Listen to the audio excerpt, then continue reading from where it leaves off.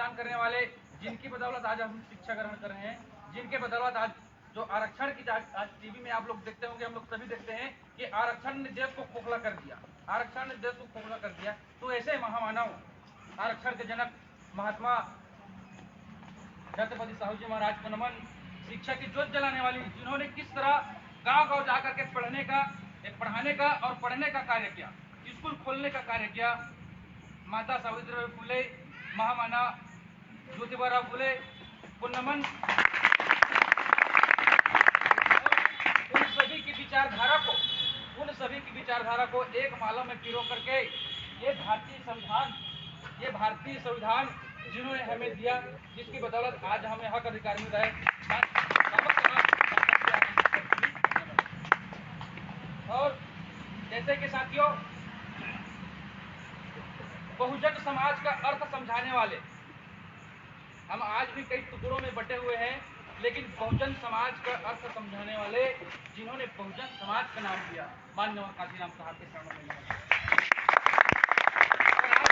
इस आदिवासी विश्व दिवस के शुभ अवसर पर भीम आर्मी को जो बुलाया गया है, अगर इसका भी श्रेय किसी को जाता है तो भीम आर्मी के संस्थापक एडवोकेट चंद्रशेखर आजाद जी को भी क्रांतिकारी जय भीम, और भीम आर्मी के राष्ट्रीय अध्यक्ष बड़े भाई विनय धन सिंह जी को, और हमारे छत्तीसगढ़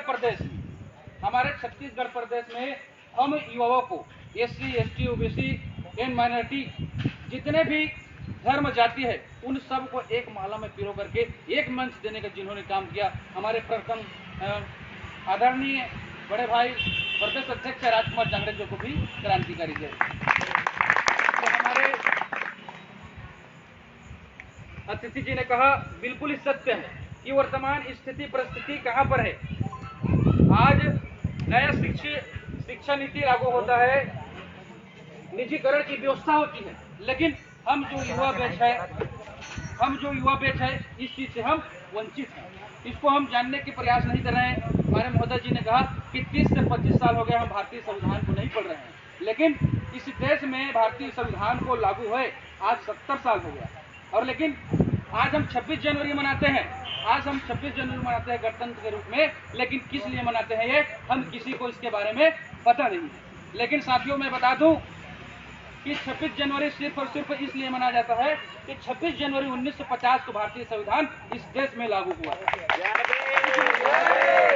भारतीय संविधान के रूप में नया गणराज्य बना, इसलिए गणतंत्र के दिवस के रूप में हम लोग मनाया जाता है।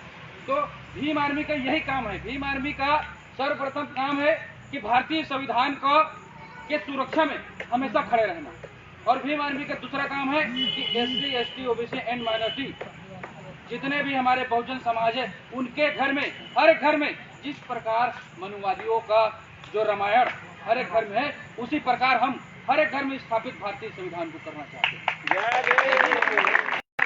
तीसरी बात, भीम आर्मी एजुकेशन के क्षेत्र में, बिजनेस के क्षेत्र में, हमारे ये 85% कौम जो है, हम आज भी एजुकेशन के क्षेत्र में कमजोर हैं, आर्थिक फैक्टर के क्षेत्र में कमजोर हैं।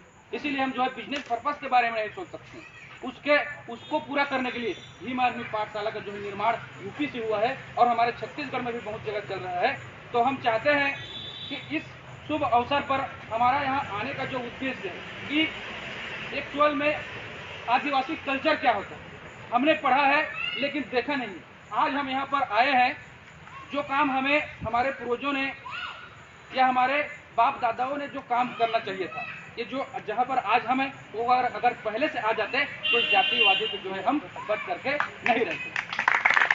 तो हम इसी आशा अपेक्षा के साथ से यहाँ पर आए हैं कि आप लोग जो है, आप लोगों के समुदाय से भीम आर्मी में सदस्यता ग्रहण करेंगे, और हम कंधे से कंधा मिला करके एक साथ जो हमारे पर सदियों से अत्याचार होते आ रहा है, इस आजाद भारत में भारतीय संविधान लागू होने के बावजूद भी हमें जो है असमानता से देखा जाता है, हमारे साथ जातिवाद भेदभाव किया जाता है, उसको रोकने के लिए।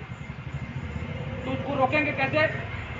जब तक हम संविधान को पढ़ेंगे नहीं, उसके अनुच्छेदों को जानेंगे नहीं, उसके भावों को जानेंगे नहीं, तब तक जो है ये संभव नहीं।